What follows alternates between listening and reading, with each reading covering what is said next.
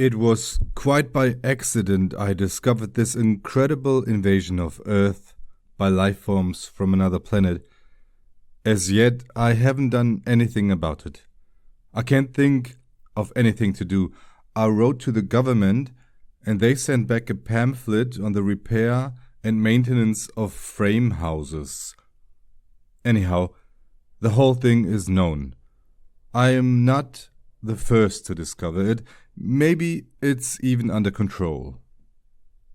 I was sitting in my easy chair, idly turning the pages of a paper-backed book someone had left on the bus, when I came across the reference that first put me on the trail. For a moment, I didn't respond. It took some time for the full import to sink in. After I'd comprehended, it seemed odd I hadn't noticed it right away. The reference was clearly to a non-human species of incredible properties, not indigenous to Earth. A species, I hasten to point out, customarily masquerading as ordinary human beings. Their disguise, however, became transparent in the face of the following observations by the author. It was at once obvious the author knew everything, and was taking it in his stride. The line, and I tremble remembering it even now, read, "His eyes slowly roved about the room." Vague chills assailed me. I tried to picture the eyes. Did they roll like dimes? The passage indicated not. They seemed to move through the air, not over the surface. Rather rapidly, apparently. No one in the story was surprised. That's what tipped me off. No sign of amazement at such an outrageous thing. Later, the matter was amplified. His eyes moved from person to person.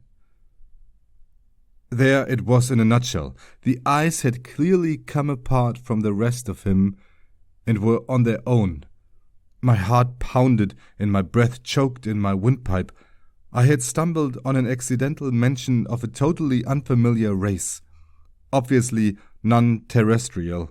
Yet to the characters in the book it was perfectly natural, which suggested they belonged to the same species. And the author?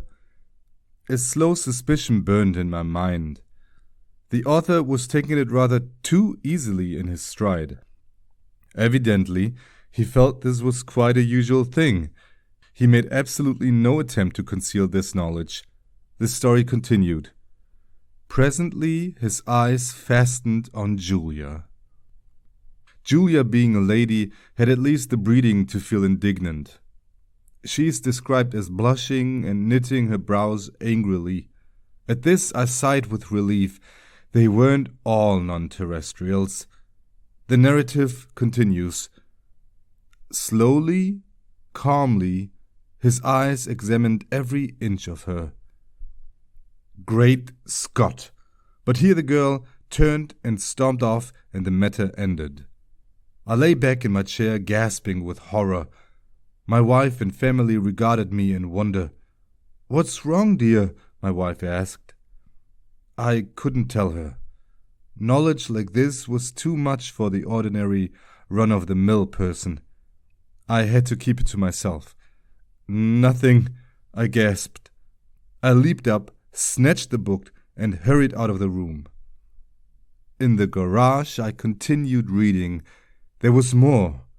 Trembling, I read the next revealing passage. He put his arm around Julia. Presently, she asked him if he would remove his arm. He immediately did so, with a smile. It's not said what was done with the arm after the fellow had removed it. Maybe it was left standing upright in the corner. Maybe it was thrown away. I don't care. In any case, the full meaning was there, staring me right in the face. Here was a race of creatures capable of removing portions of their anatomy at will. Eyes, arms, and maybe more, without batting an eyelash. My knowledge of biology came in handy at this point. Obviously, they were simple beings, unicellular, some sort of primitive single-celled things. Beings no more developed than starfish. Starfish can do the same thing, you know? I read on, and came to this incredible revelation, tossed off coolly by the author without the faintest tremor. Outside the movie theater, we split up. Part of us went inside, part over to the cafe for dinner. Binary fission, obviously, splitting in half and forming two entities. Probably each lower half went to the cafe, it being father, and the upper halves to the movies. I read on, hands shaking. I had really stumbled onto something here. My mind reeled as I made out this passage. I'm afraid there's no doubt about it. Poor Bibney has lost his head again. Which was followed by, and Bob says he has utterly no guts. Yet Bibney got around as well as the next person. The next person, however, was just as strange. He was soon described as totally lacking in brains. There was no doubt of the thing in the next passage. Julia, whom I had thought to be the one normal person, reveals herself as also being an alien life form, similar to the rest. Quite deliberately, Julia had given her heart to the young man. It didn't relate what the final disposition of the organ was, but I didn't really care. It was evident Julia had gone right on living in her usual manner, like all the others in the book, without heart, arms, eyes, brains, viscera, dividing up in two when the occasion demanded, without a qualm. Thereupon she gave him her hand. I sickened. The rascal now had her hand, as well as her heart. I shuddered to think what he's done with them by this time. He took her arm. Not content to wait, he had to start dismantling her on his own.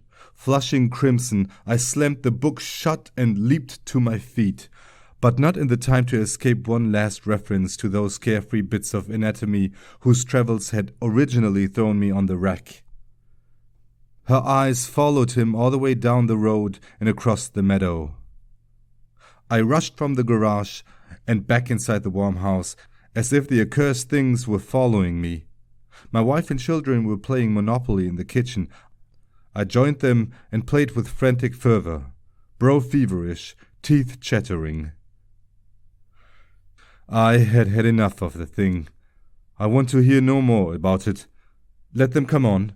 Let them invade Earth. I don't want to get mixed up in it. I have absolutely no stomach for it.